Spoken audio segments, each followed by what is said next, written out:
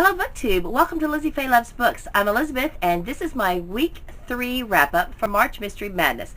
Now I'm going to try to make this as quick as I can because I don't have a lot of time to film today. My week 1 wrap-up was the first 6 days of March. Then my week 2 wrap-up was the next 7 days. So I decided I would go ahead and do 3 more weekly wrap-ups for March that will be 6 days each. So week 3 is going to be Monday through Saturday, March 14th through the 19th.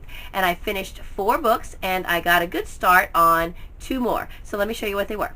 I had 2 short audiobooks that I listened to in my car. One I really loved and one was just okay. The one I really loved is Dance for the Dead by Thomas Perry. This is the second in the Jane Whitefield series. I read the first book in print form called Vanishing Act last week and I loved it. In fact, I recommended it to my husband and he is already almost finished with that. This is about a Native American woman. She is from the Seneca tribe in New York and she helps people disappear. People who are in trouble that can't go to the police for whatever reason and other criminals are after them, and if she believes in them and believes that they are worthy of her help, then she will help them to disappear. And they're just really, really good stories. Not your typical mystery, but they are crime novels, and I really have enjoyed these so much. So I am looking forward to reading more of the series. It was another one of the free books that I got from the Friends of the Library because they're not carrying cassettes anymore, and this is called Just Cause. The fun part of this was that it was read by Burt Reynolds, and he did a good job. This is by John Katzenbach, and I'm sure it's abridged, so I didn't get the full story and all of the backstory, but the storyline was interesting enough that I think I would probably enjoy seeing this movie. It had a lot of twists and turns in it, and it, for a book that was free to me, it was definitely worth listening to. And I think I gave it 3 stars. Not really my type of book. For what it was, I thought it was pretty good. I also read Encyclopedia Brown, Boy Detective. I have never read Encyclopedia Brown. I didn't necessarily read this for the March Mystery Madness challenge of reading a book about a teen or a youth detective because I had already read Nancy Drew. But one of the challenges I needed to do for the Around the World in 52 Books was to read a book from the Rory Gilmore Challenge. And this was on there, and since it was one of very few mysteries that were on that list, I decided to go ahead and pick this up. I really enjoyed it. It's interesting because it's a completely different format than any other type of book or mystery book that I've read.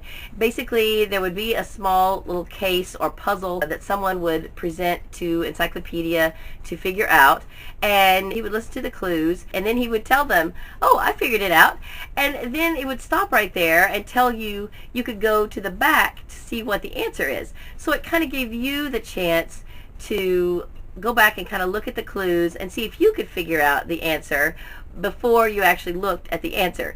So I thought that was really neat. And now, I'm telling you this and you probably already know because you're thinking, I already read that. I know that book. I don't know how I missed it when I was young because these actually came out before I was born. So they were definitely available to me had I picked them up. I guess I was just too interested in Nancy Drew to read this. I enjoyed this. I don't know if I'll read any more, but I'm glad that I at least read the first one and it did work for the challenge that I needed it to. Then the other print book I read is my food, craft, or hobby cozy mystery, and I chose Murder by the Slice by Livia J. Washburn, the second in the Fresh Baked mystery series.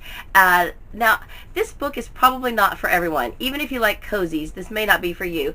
Now, I was particularly interested in this book because I wanted to continue the series.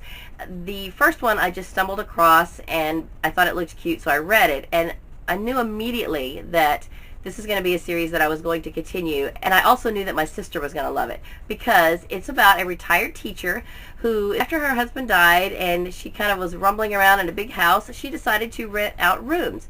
And it just kind of naturally occurred that she would rent rooms to teachers. So it kind of became a home for retired teachers. It's just really neat. Now, I come from a family of educators. My parents were both teachers, and my sister's a retired teacher. My brother and I both majored in education. We have, at least 2 aunts on one side of the family that were teachers, and various cousins. So just a lot of education going on in my family.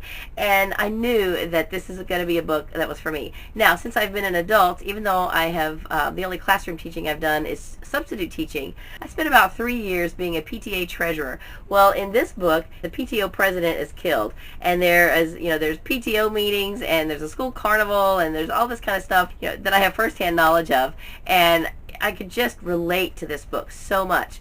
Now, that being said, the first 80 pages was just a lot of that stuff.